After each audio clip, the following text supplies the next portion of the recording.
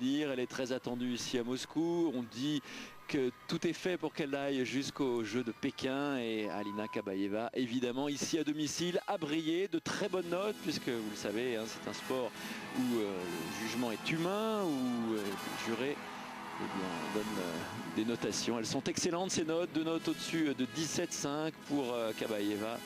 Donc autant dire que la Russe est en pole position, Aurélie. Franchement, on ne voit pas très bien par quel miracle elle serait battue aujourd'hui.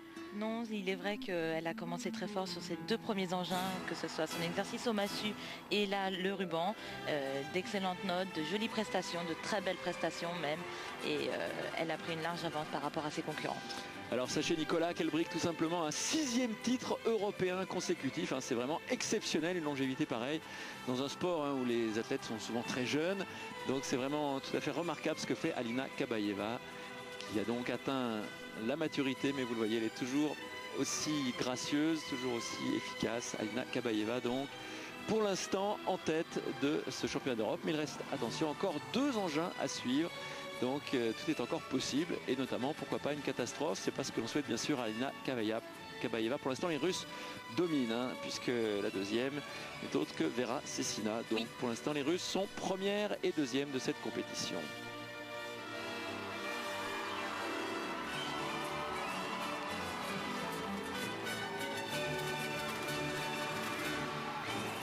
Voilà, Alina Kabaeva au ruban, c'était il y a quelques instants.